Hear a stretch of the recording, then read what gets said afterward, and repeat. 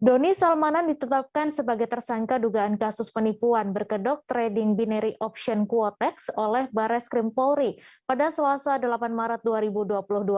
Crazy Rich Bandung tersebut terancam hukuman pidana 20 tahun penjara.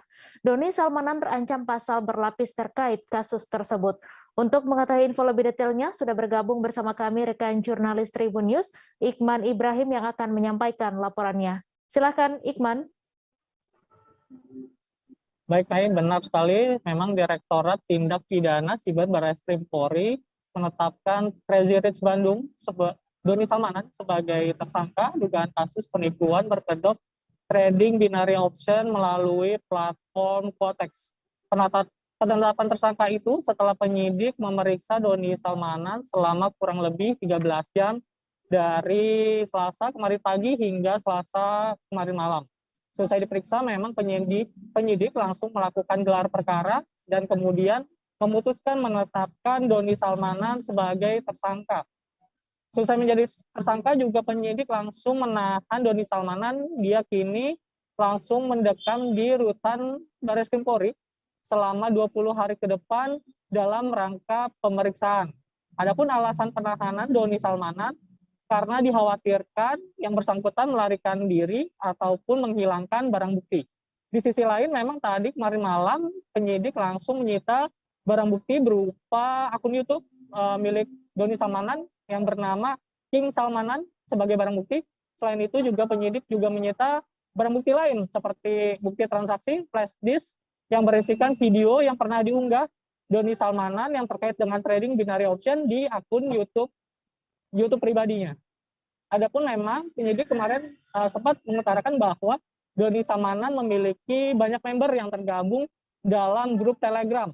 Setidaknya total ada 25.000 member yang tergabung dalam grup tersebut. Dalam kasus ini memang Doni Salmanan diduga meraup keuntungan sedikitnya 80% dari setiap member yang kalah bermain di trading binary option Quotex.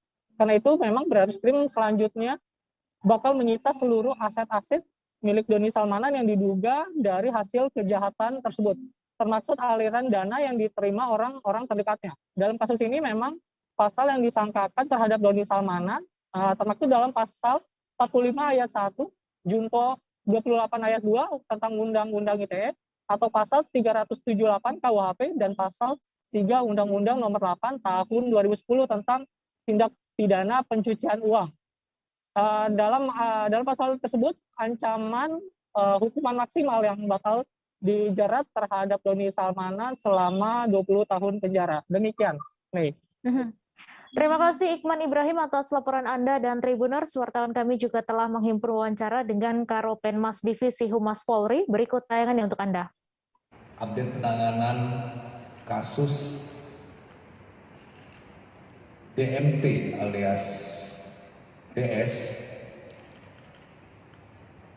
Yang pertama kita sampaikan, saudara DS telah memenuhi panggilan sebagai saksi dan hadir menghadap penyidik Direktorat Siber tadi pagi jam 10.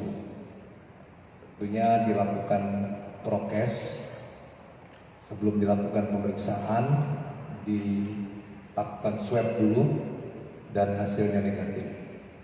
Kemudian setelah itu saudara DS diperiksa sebagai saksi mulai jam 10.10 sampai dengan tadi pukul 23.30.